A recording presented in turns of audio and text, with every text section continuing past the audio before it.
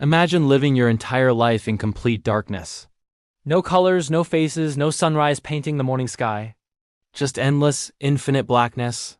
Now imagine that the very first thing you see when you finally open your eyes is the face of Jesus Christ himself, and then you come back to life, still blind, still surrounded by that familiar darkness, but carrying a message so powerful, it would change everything you thought you knew about faith, purpose, and the meaning of suffering. This isn't fiction, this isn't mythology. This is the extraordinary true story of a woman who touched eternity, saw what lies beyond our final breath, and returned with words that challenge everything we believe about miracles, healing, and God's plan for our lives. Her name was Sarah Mitchell, and she had been blind since birth. For 43 years, she navigated a world she could only experience through touch, sound, and smell. While others took sight for granted, Sarah learned to see with her heart. She memorized voices, recognized people by their footsteps, and painted mental pictures of a world she'd never witnessed with her eyes. Sarah was a woman of deep faith. She attended church every Sunday, her fingers tracing the Braille verses in her worn Bible.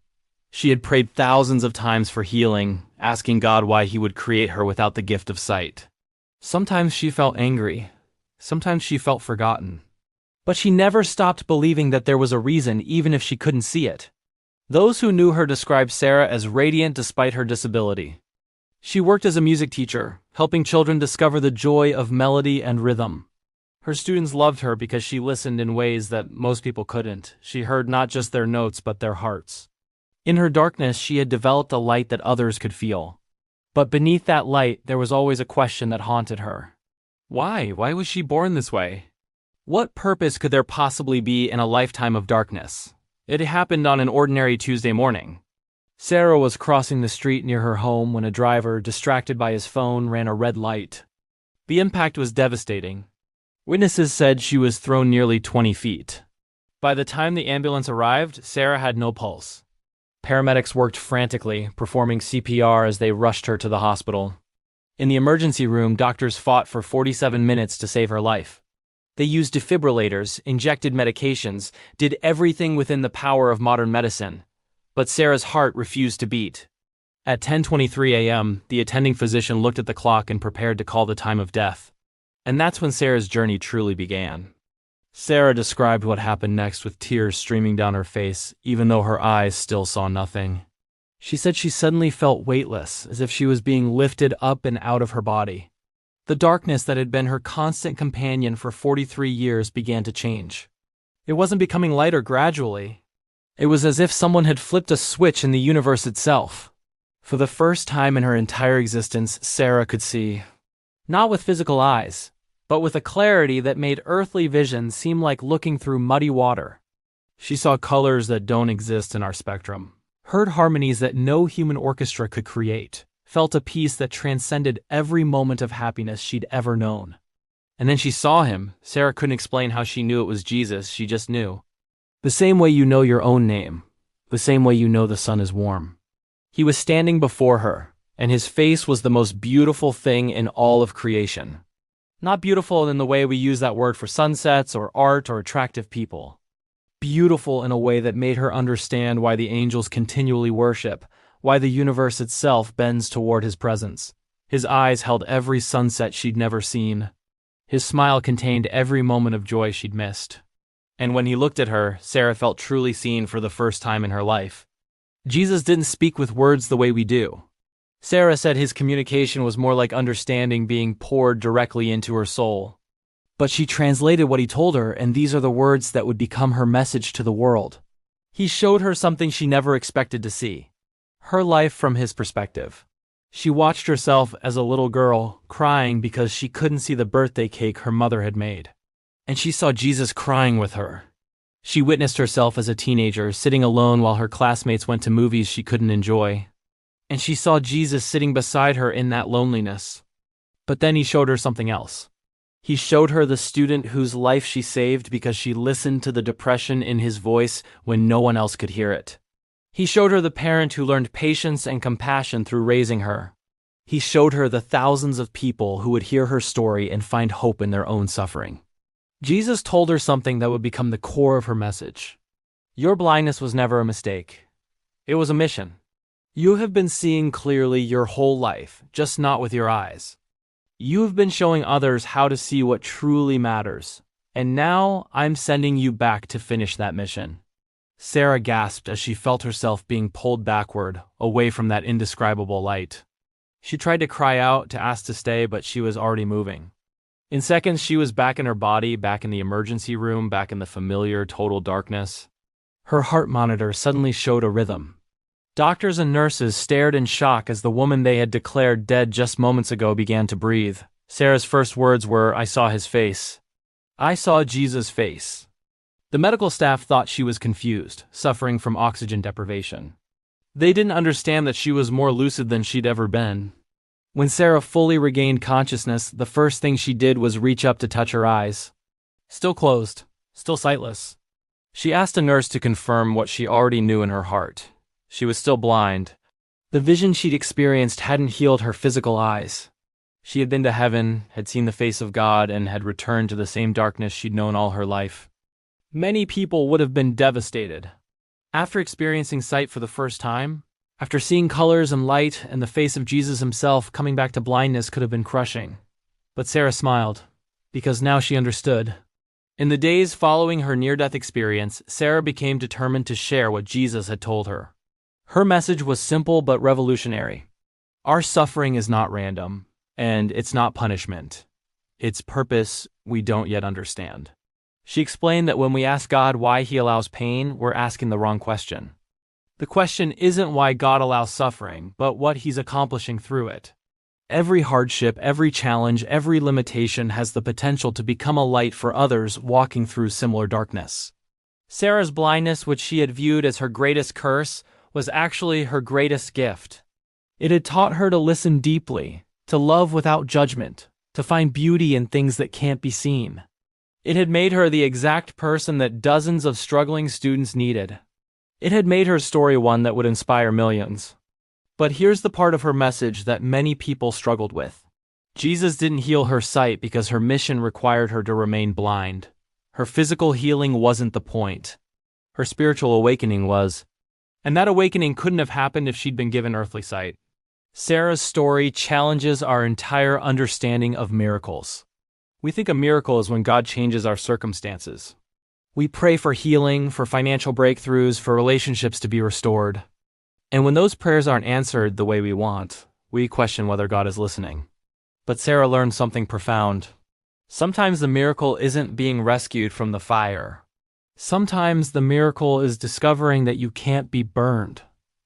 Sometimes the miracle isn't having your burden removed. Sometimes the miracle is being given the strength to carry it and discovering that the burden itself has been transformed into a gift. She spoke about meeting Jesus and expecting him to say, "Sarah, you've suffered enough. I'm giving you sight." But instead, he said something more powerful. "Sarah, you've been seeing perfectly all along. Now help others understand what real vision means." The medical staff who treated Sarah were baffled. They had no scientific explanation for why her heart started beating again after nearly an hour of being clinically dead. They had no explanation for why she showed no signs of brain damage despite prolonged oxygen deprivation. Some called it a medical anomaly. Others whispered the word miracle. But Sarah knew the truth. She had been sent back for a reason. Over the following months, Sarah began sharing her experience publicly. She spoke at churches, wrote a book, gave interviews to anyone who would listen. Her message resonated with people who were struggling with their own forms of suffering. The chronically ill, the financially broken, the emotionally scarred, they all found hope in her words.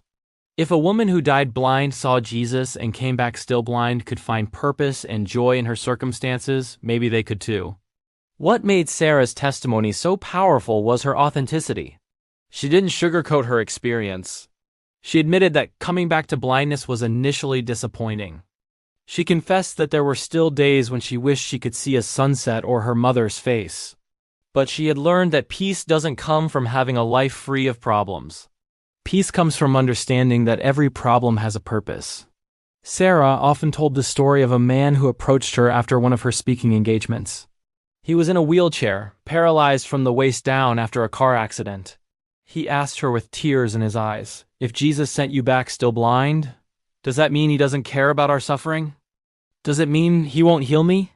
Sarah took his hand and said something that changed his perspective forever.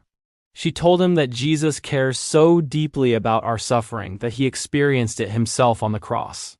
He knows every pain, every tear, every moment of desperation. But healing doesn't always look the way we expect. Sometimes God heals our bodies. Sometimes he heals our perspective. And sometimes the healing comes when we realize that our brokenness is exactly what the world needs to see. That man later wrote to Sarah and told her that her words had saved his life. He had been planning to end his suffering, convinced that a life in a wheelchair wasn't worth living. But after hearing her story, he realized that his accident might not be the end of his purpose.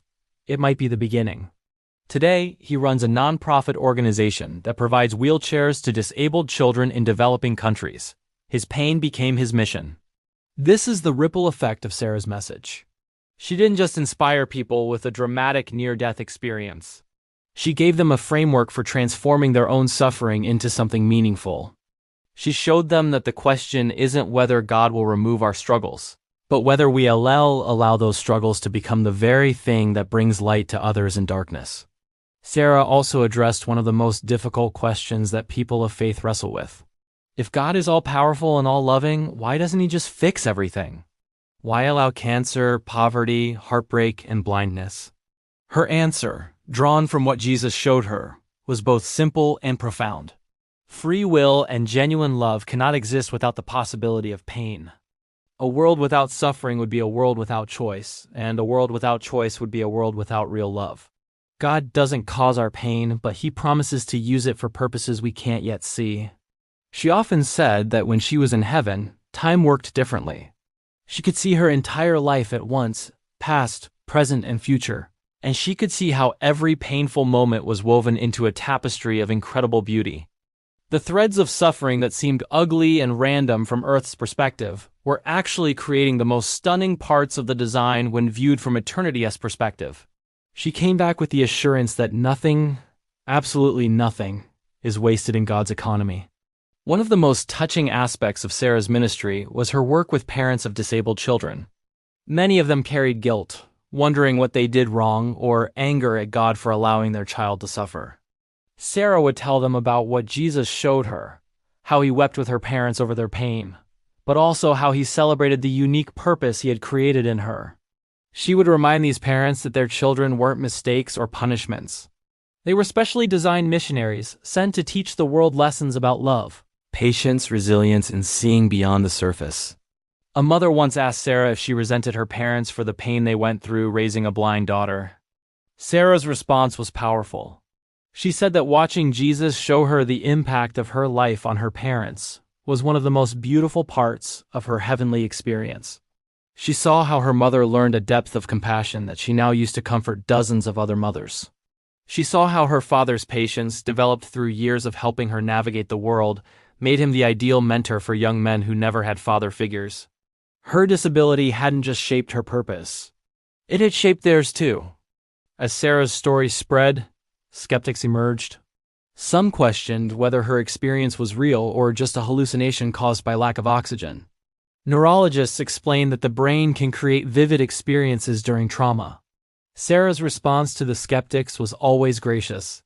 She said she didn't need anyone to believe her experience was real. She only hoped that her message would resonate regardless of whether they believed in the supernatural elements. Because even if you strip away the near-death experience, the core truth remains. Our suffering can have meaning if we choose to find it. But for those who did believe her, Sarah offered something extraordinary: hope. Not the shallow kind of hope that says everything will be okay if you just think positive thoughts. Real hope. The kind that says even when everything falls apart, even when prayers go unanswered the way we want, even when we die and come back to the same problems we left, there is still a greater story being written.